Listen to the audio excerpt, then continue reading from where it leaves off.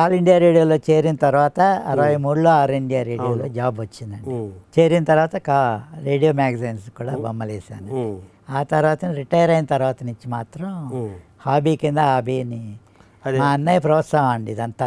మీరేమన్నా కళాకారుడు మరి ఆయన అదే చూసి ప్రోత్సాహం వచ్చేదండి వేసేయాలని. కానీ ఏంటో పెద్ద దాని మీద ఎక్కువ దృష్టి పెట్టేవాడిని కాదు.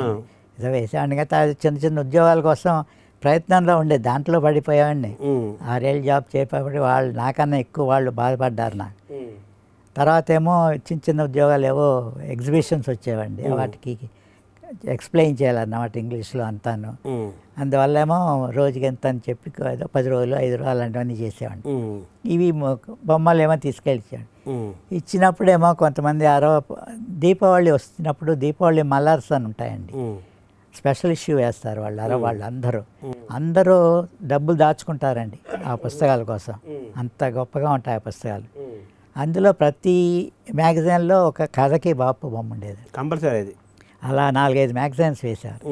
వాళ్ళకి బొమ్మలు తీసుకెళ్ళి ఇచ్చేవాడిని. ఇచ్చినప్పుడు ఏంటండి ఇది ఒక లైన్ ఇలా గీసి ఇంత చార్జ్ చేస్తారు ఈయన, ఇదేంటో అలా అంటావు, ఒక్క లైన్లో ఎంత ఎఫెక్ట్ ఉందో నువ్వు చూడలేదు నువ్వు.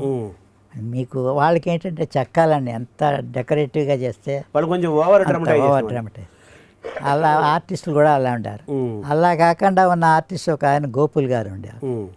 బాపుకి ఆయన అంటే గురువు కింద, గురువు కాకపోయినా గురువు అంటాడు ఆయన్ని. అంటే బాపు గారు గోకుల్ గారు గురువుగా భావించేవాడు. గోకుల్ గారిని గోపులు చాలా ఫేమస్. లేదు, ఆనంద వికటన్ అని చాలా ఫేమస్.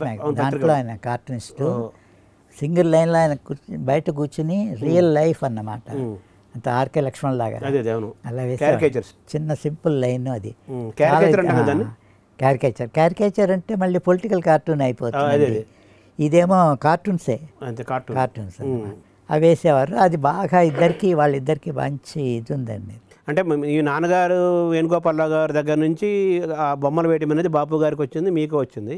అయితే బాపు గారికి ప్రేరణ కల్పించిన వాళ్ళలో ఈయన గోకుల్ గారు కూడా ఉన్నారు. గోకుల్ గారు అంతే. తర్వాత ప్రేరణ అంటే కొలీగేనండి, అది ఇష్టం ఇష్టం అంటే. వీళ్ళు ఆర్కే లక్ష్మణ్, మిరాండా, బాపు, గోకుల్ ఈ నలుగురిని బెంగళూరులో లైఫ్ టైమ్ అచీవ్మెంట్ అవార్డు ఇచ్చారండి, ఆనర్ చేశారు అక్కడ పిలిచారు. అంతే కంటెంపరీస్ వాళ్ళంతా.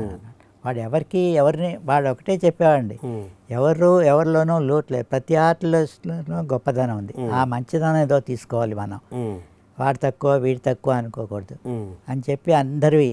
వాడి సంపాదన అంతా పుస్తకాల కోసం, పుస్తకాలే కొనేవాడండి. అక్కడ ఏకిన్ బాతమ్స్ అని ఒక పెద్ద షాప్ ఉండేది. వాళ్ళు కొత్తగా ఏది రైల్వే స్టేషన్స్లో ఉంటుంది, వాళ్ళు కొత్తగా ఆర్ట్ మీద ఏ పుస్తకం వచ్చినా సరే ఆ పుస్తకం ఇంటికి పంపించేసేవారండి. మీరు చూడండి సార్, మీకు నచ్చితే తీసుకోండి, లేకపోతే పంపించేయండి. అంత ఇది అన్నమాట. అలా అన్ని కొనేవాడు. ఆయన సంపాదించే డబ్బుల్లో మ్యాక్సిమం పుస్తకాలు. మిగతాది మీ కుటుంబ పోషణ ఆయన చేసేవాడా?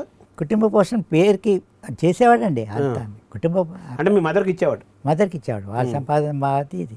నాకు జాబ్ లేదు కదండి, నాకు కూడా పాకెట్ మనీ ఇచ్చేవాడు. ఆయన ఆధారం, అప్పుడు ఆయన ఆదాయమే తీసుకోరాని. బాపు గారి బొమ్మల ద్వారా వచ్చే ఆదాయమే ఆయన పుస్తకాలు కొనుక్కోవడానికి. మీ కుటుంబాన్ని కూడా ఆయన పెద్దవాడు కాబట్టి అప్పటికి ఆయన ఆధారమైంది. ఆ తర్వాత నుంచి ఇంకా రెగ్యులర్ జాబ్స్ వచ్చేసాయి కదండి. డైరెక్టర్ హైయెస్ట్ పెయిడ్ అప్పుడెంత 2500, అదే చాలా పెద్ద అమౌంట్. అలా సంపాదించి తర్వాత ఏమో ఇంకా పుస్తకాలు, రమణ పుస్తకాలకి కథలు బొమ్మలు వేయడం, వాళ్ళిద్దరు కలిసి ఇక పేపర్లో జర్నలిజంలో పడిపోయారండి బాగా.